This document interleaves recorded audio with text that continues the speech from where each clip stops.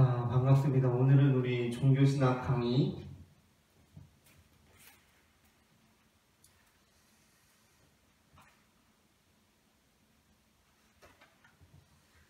여섯 번째 장, 포괄주의에 대해서 다시 한번 살펴보게 될 텐데, 그 전에는 우리가 포괄주의에 대해서 슈바이처에 대해서 다루었고, 그 다음에 트렐치로 그의 글들을 보면서 나누었고, 이번에는 칼 라노라는 사람, 그리고 익명의 그리스도교인이라는 포괄주의적 입장에 대해서 함께 살펴보도록 하겠습니다.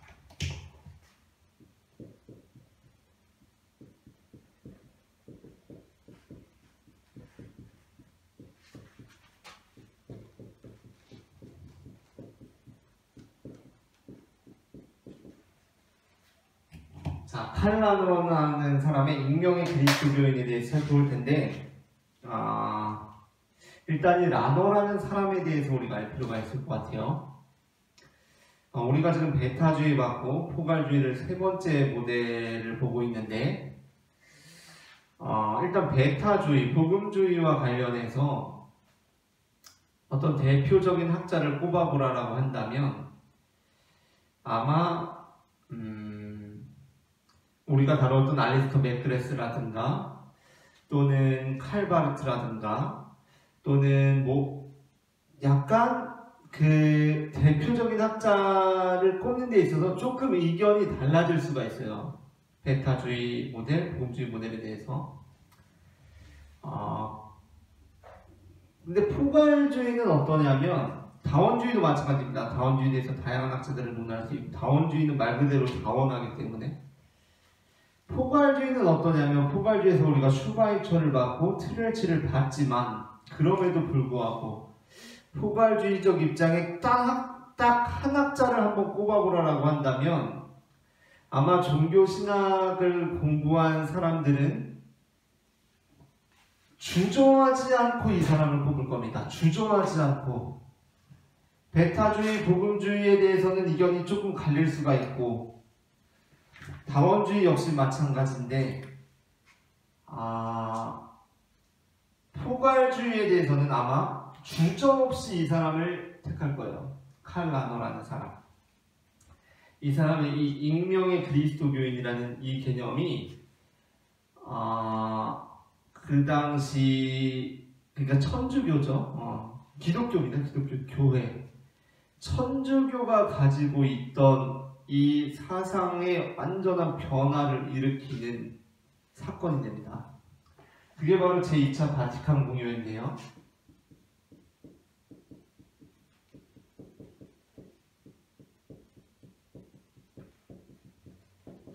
이 바티칸 공유회라는 게 뭐냐면 천주교에서 어떤 공적인 자신들의 의회를 여는 겁니다. 자신들의 신학적 입장이 무엇인지 그런 것들을 나누는 건데, 우리가 지난주에 다루었던 것처럼 기독교 역사가 변하잖아요. 교회의 역사 신학이 개신교 물론이고요. 개신교 물론입니다. 개신교는 말할 것도 없이 당연히 그래요. 심지어 교회마다 지금도 판이하게 다른 신학들과 설교들이 전해지고 있잖아요. 그런데 하나의 통일성을 굉장히 중요한 가치로 놓고 있는 이 천주교회조차도 신학이 변한단 말이에요. 변화예요. 계속해서. 우리가 지난주에는 이것과 관련해서 과연 그 교회를 하나의 교회라고 부를 수 있는가? 역사성이라는 개념 안에서 라는 것을 함께 나누었었고, 변합니다. 이게 이 칼 라노의 제2차 바티칸 공유회예요. 일단 이것과 관련해서 잠깐 이제 교회의 역사를 우리가 보면, 주요한 역사적 분열을 보면 교회가 이렇게 있다가 갈라집니다. 이게 서방교회고 우리가 지금 흔히 말하는 카톨릭이에요. 동방교회로 나뉘어져요. 정교회입니다. 정교회, 동방 정교회. 카톨릭에서 또 어떻게 나눠지느냐? 또 나눠지죠. 개신교가 나눠집니다. 개신교. 종교개혁이에요. 종교개혁을 통해서 개신교가 나뉘어지고요. 그리고 또 여기에 이제 주류가 있는 게 칼빈, 뭐 루터, 쯔빙글리 이런 사람이에요. 이런 사람들이고 이 개신교 나뉘어지면서 이제 주로 그냥 이렇게만 보는데 하나 더 나누자면 저희 이제 감리교회니까 성공회가 나뉘어져요. 성공회. 영국 성공회입니다. 영국 성공회. 이러면서 여기에서 이제 또 뭐가 갈라지는 거죠? 여기에서 지금 쭉 갈라지면서 감리교가 나오는 겁니다. 감리교. 웨슬리의 감리교회가 나와요. 이렇게 나오는 거고, 그래서 사실 감리교의 이제 원 모델을 따지자면 감리교 같은 경우는 종교개혁 전통에 서 있다라고도 볼 수 있지만 거의 비슷한 시기에 이제 그러한 흐름을 타고 나간 거기 때문에, 그러나 또한 성공회예요. 성공회 쪽의 배경을 가지고 있는 거고, 그 토양 안에서 나온 거고, 이제 이러한 흐름으로 나간단 말이에요. 자, 이 안에서 카톨릭은 어땠을까요? 카톨릭은 물론 자기들의 주장이지만 이 주요 흐름을 명맥을 이어오고 있는 교회예요. 교회. 이 교회는 동방 정교회에 대해서 어떤 입장일까요? 그리고 개신교에 대해서 어떤 입장일까요? 교회로 인정을 하지 않았죠. 교회로 인정하지 않았습니다. 서방교회 카톨릭에 있어서 정교회나 개신교는 교회가 아니에요. 교회가 아닙니다. 초기 갈등이 있을 때는 당연히 어떻게 했을까요? 이들을 더 극심하게 교회로 인정하지 않았죠. 오히려 교회에 반하는 세력으로 했단 말이에요. 그 흐름을 계속 이어오다가 왜 제2차 바티칸 공회가 중요하냐? 이 시기를 통하여서 천주교회가 입장을 달리합니다. 정교회에 대해서, 동방교회에 대해서, 개신교회에 대해서 교회로 인정을 해요. 교회로 인정을 하고 우리가 한 하나님을 믿는 교회고 형제라는 의미에서 화해를 요청합니다. 엄청난 변화죠. 엄청난 변화예요. 카톨릭이 엄청난 변화입니다. 이게. 우리는 개신교인이기 때문에 그러한 느낌이 없지만 이 카톨릭이 가지고 있던 이 우월의식은 엄청난 거였거든요. 개신교나 정교회에 대해서. 근데 그거를 내려온 거죠. 그 자리에서 내려온 겁니다. 엄청난 변화예요. 제2차 바티칸 공회. 근데 그뿐만이 아니라 이제 여기에서 칼 라너의 영향력으로 인해서 엄청난 다른 변화가 또 일어나게 되는데, 그게 뭐냐면 이 전까지는 카톨릭의 입장은 뭐였냐면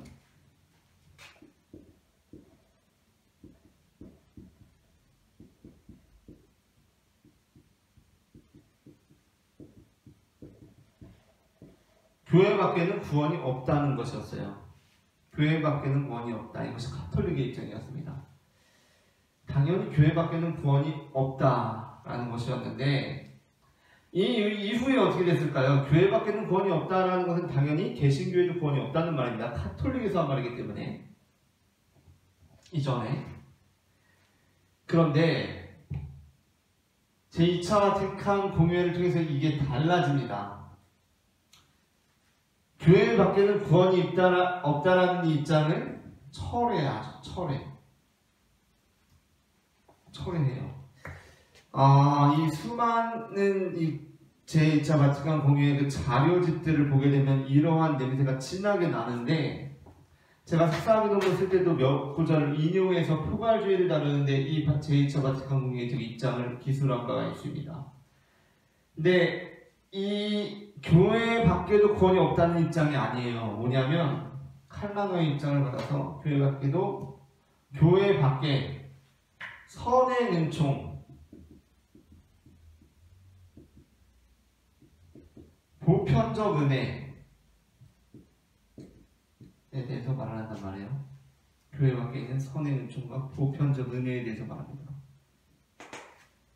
엄청난 변화를 가져오게 됩니다. 그러니까 이게 천주교의 지금까지도 어떻게 보면 천주교의 주류 입장이에요. 어떻게 보면 개신교의 메인스트림은 항상 배타주의와 결을 같이 하는 경향이 있어요. 배타주의와 결을 같이 하는 경향이 있는데 천주교는 지금 어떻게 보면 이 포괄주의입니다. 포괄주의. 다른 종교들에 대해서도 선행의 종과 보편적 은혜를 말해요. 그것이 바로 칼라노의 익명의 그리스도교인입니다.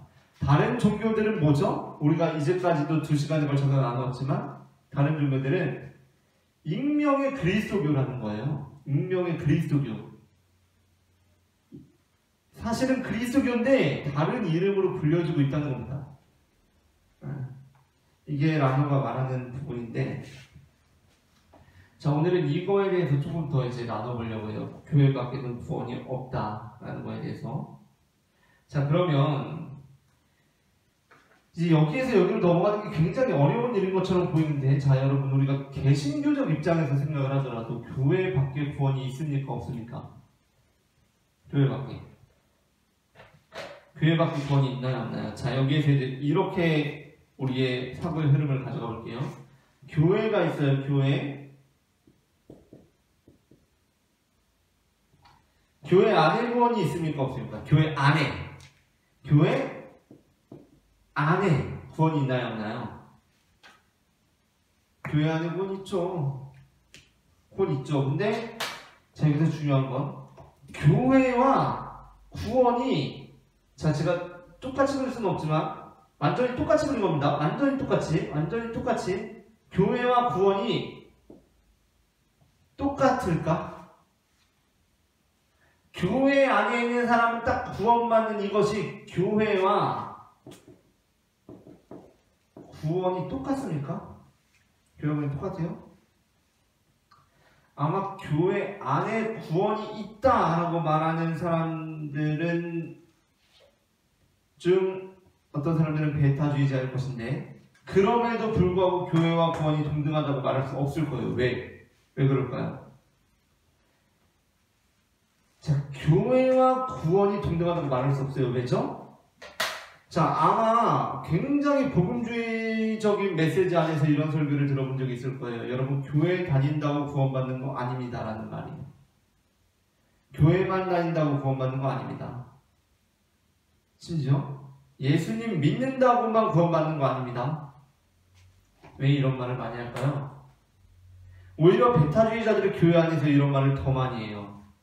자, 특별히 제가 한 가지 예를 들어볼게요. 정치 권력과 관련해서.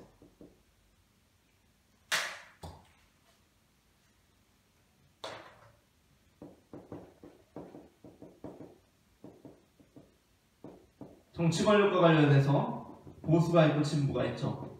그죠? 이렇게 나눠볼게요.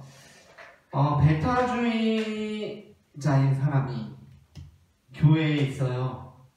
이 사람이 교회 안에 있는 진보주의자를 만났어요. 자, 이 사람이 이야기를 나눠요. 그러면 이 배타주의자가 무엇이라고 할까요? 여러분, 교회만 다닌다고 구원받는 거 아닙니다. 예수만 믿는다고 구원받는 거 아닙니다. 어떻게 믿느냐가 중요합니다 라고 말하겠죠. 왜죠? 교회 다녀도 이 사람들은 구원받을 수 없기 때문이에요. 이 사람의 입장에서 봤을 때, 그쵸? 역으로도 당연히 가능합니다. 역으로도 가능해요. 교회 다니는 진보적인 어떤 사람이 교회 안에 교회와 구원이 동일하게 말해줄 수 없다고 말하는 이유는 뭘까요? 교회 안에 보수주의자가 있기 때문이죠. 이 사람은 구원받을 수 없죠. 그래서 예수를 어떻게 믿느냐가 중요하다고 오히려 배타주의자, 복음주의자들이 더 그렇게 얘기한단 말이에요. 교회와 구원이 이퀄 관계가 아니다 라고요. 어떻게 믿느냐가 더 중요하다라고 이렇게 말한다는 겁니다. 자, 이렇게 교회와 구원은 이퀄 관계가 될 수가 없어요. 교회와 심지어 예수님과 구원도 이퀄 관계가 될 수 없습니다. 왜냐하면 여기는 믿음이 중요한데, 물론 예수님 안에 믿음이 있지만 우리가 이걸 믿음으로 구원받는 거잖아요. 믿음. 이 믿음이 어떠한 방식의 믿음이냐, 이쪽이냐를 통해서 사람들이 판단한다니까요.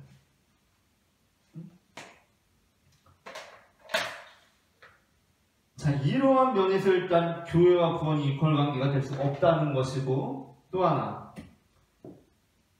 우리가 구원을 선취 입장에서 봤을 때,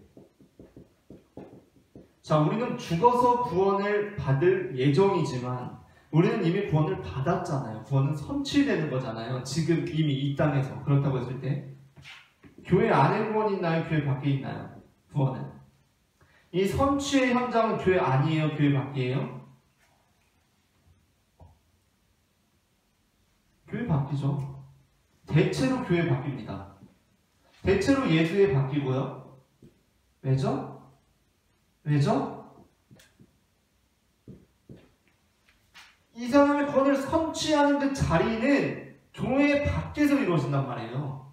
교회 안으로 들어와서 이루어질 수도 있지만 이미 이 사람이 어떠한 선교나 전도를 받고 거기에서 예수님을 영접하는 그곳은 바로 교회 밖이란 말입니다. 자, 이러한 면에서, 선취의 면에서 구원이란 교회 안이나 예수님보다도 교회 밖에 있어요. 그러나 이것은 어떠한 의미에서의 교회 밖이죠? 선행, 은총적인 면에서 밖이란 말이에요. 은총. 이 밖이 완전히 은혜가 없는 공간이 아니라 보편적 은혜가 있는, 보편적 은혜의 현장인 밖에서 구원을 받는다는 겁니다.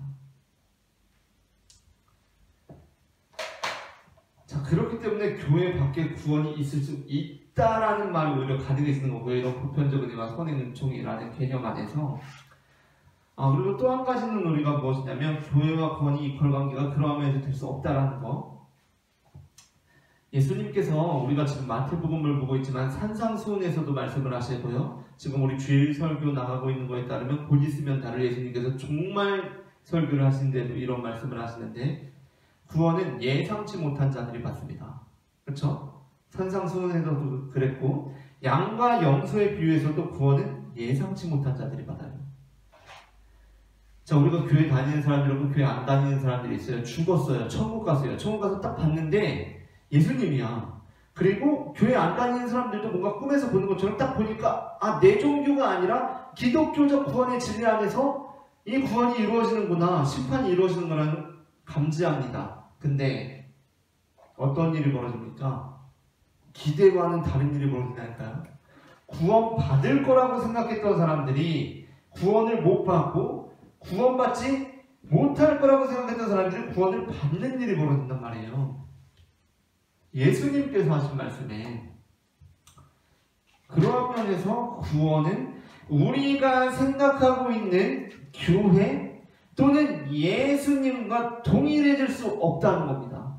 자, 여기서 이제 이거는 우리가 오해하지 말아야 돼요. 예수님과 동일해질 수 없다는 이 의미는 예수님을 믿음이 이게 중요하게 작용하기 때문에 이 믿음이 어떻게라는 면에서 예수님과 동일하게 이루어질 수 없다는 거예요. 자, 이러한 면에서 칼라노는 익명의 그리스도교인을 이 선행은 보편적 은혜, 교회와 구원이 동일시될 수 없다는 것, 이러한 예들을 제가 더 넣었고, 이러한 면에서 익명의 그리스도교인을 주장했던 겁니다. 다른 종교에 대해서도. 자, 그렇다면 이제 여기서 이제 마지막, 우리는 구원에 대해서 어떻게 말해야 합니까? 그러면 우리는 구원에 대해서 어떻게 말해야 되죠? 교회 안에 구원이 있어요? 없어요? 아니면 교회 밖에 구원이 있습니까? 없습니까? 우리는 이제 교회 안에 구원이 있다고 말해야 돼요? 없다고 말해야 돼요? 아니면 교회 밖에도 구원이 있다고 말해야 돼요? 없다고 말해야 돼요? 이거에 대해서는 우리 교재에서 말을 하고 있는데, 우리는 구원에 대해서 어떻게 말해야 합니까? 아마 사람들이 저한테 질문할지도 모르겠어요. 그래서 목사님, 교회 지금 밖에 구원이 있다는 거예요? 아니면 교회 안에 구원이 없다는 겁니까?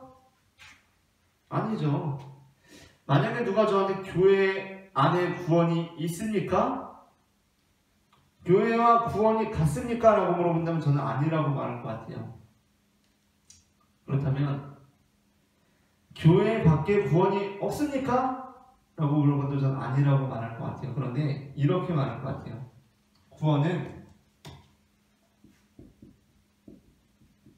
구원의 주권은 하나님께 있습니다. 라는 것입니다. 우리 교재에서 그것을 교수님께서 잘 설명해주고 계신데, 우리는 우리가 그걸 판단하려고 하잖아요. 교회가 구원은 같다고 이야기를 하기도 하고, 교회 밖에 구원이 있다고 얘기도 하기도 하고, 없다고 얘기도 하고, 모든 것이 비판적인 시각에서 바라보아야 하는 주장들이라는 겁니다. 지금 제가 교회 밖에 구원이 있다고 이야기하는 게 아니에요. 제가 말하고 싶은 것은 무엇이냐면, 구원의 주권은 하나님께 있다는 겁니다. 하나님께. 우리가 섣불리 교회 다니면 구원 받는다거나 교회 못 다니면 구원받지 못한다거나 그런 말을 할 수 있는 자격이 우리에게 있다 없다? 없다. 우리가 그럼 해야 할 일은 뭐죠? 우리는 구원받은 것으로 기뻐하면 되는 거예요. 기뻐하면. 구원의 주권은 하나님께 있는데 그 하나님께서 지금 나를 구원해 주셨잖아요. 그걸 기뻐하면 되는 거예요. 그리고 어떻게 하면 되죠? 그 기쁨을 사람들과 나누는 겁니다. 나 구원받아서 너무 좋아 라고 말하는 거예요. 그것이 폭력적인 방식이 아니라, 상대방을 무시하는 발언이 아니라, 구원의 주권이 하나님께 있는데 나는 그 구원을 받아서 너무나 좋아 라고 말할 수 있는 것. 그것이 바로 우리 이번 포괄주의의 칼라노의 익명의 그리스도교인의 이 개념을 다루면서 함께 나누고 싶은 부분이었습니다.